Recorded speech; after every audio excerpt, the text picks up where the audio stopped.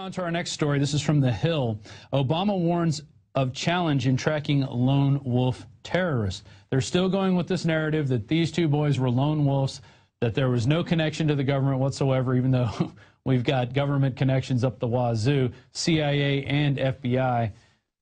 But hey, we're just conspiracy theorists looking at the news and watching the FBI, who's done this countless times before. This is from Obama. One of the dangers we now face are self-radicalized individuals who are already here in the U.S. and on welfare, and in some cases may not be part of any network, Obama said in a White House press conference on Tuesday. Those, in some ways, are more difficult to prevent. Republicans led by Lindsey Graham have been crowing about the U.S. intelligence failure, saying incidents like the Benghazi incident and the Boston Marathon show that little progress has been made with 9/11. And basically, Obama and Lindsey Graham said this: if Benghazi is not an example of system failure before, during, and after the attack, what would be? If Boston is not an example of a pre-9/11 stovepiping mentality, what would be? And Obama said the FBI and Department of Homeland Security thoroughly investigated tips from Russian officials on one of the Boston bombing suspects, but there are limits to how far agencies can go based on such limited intelligence. Right, you know, after the Patriot Act, I mean, what else is there unless we all walk around naked with brain chips stuck in us so the government officials can read our thoughts? Which brings us to our next bulletin from Leanne McAdoo, and this is about the future of crime prevention, according to our public servants / officials, is going to be where they're melding brains with computers. And she's got this report on the future. I'm Leanne McAdoo, and this is an InfoWars news bulletin. Here at InfoWars, our motto is "There's a war on for your mind." Well, that statement becomes more literal by the day as the human brain becomes the battleground of the future. The New York Times recently ran a story about brain-computer interfaces inching closer to the mainstream. With a simple wink of an eye, you can take a picture using your Google Glass.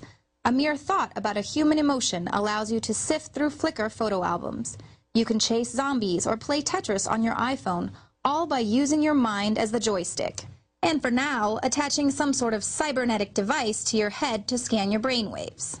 In the right hands, BIC technology could greatly enhance the quality of life for those who've lost limbs or suffer from paralysis. Brain-related diseases like Parkinson's and Alzheimer's could become obsolete with breakthroughs in brain-computer interface technology. But the altruistic potentiality of BICs is overshadowed by DARPA's involvement with the Mind Mapping Project, hinting at the brain's place in the future of warfare. TechCrunch reported last year that scientists were able to extract personal secrets using brainwave reading devices. Will DARPA figure out how to hack the brain on a larger scale? How easy would it be to take down Assad or other dictators if we could just install some malware?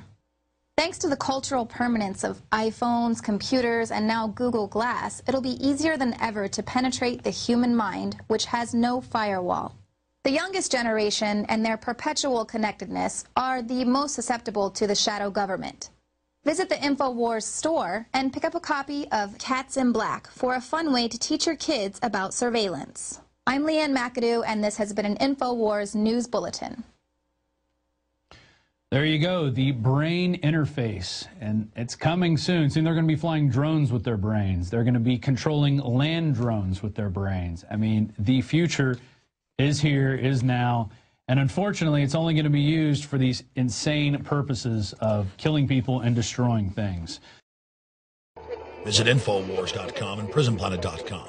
When you're on the site, you can also tune in 24 hours a day to my daily radio broadcast. There's also a free iPhone app to listen to the syndicated radio show when and where you want.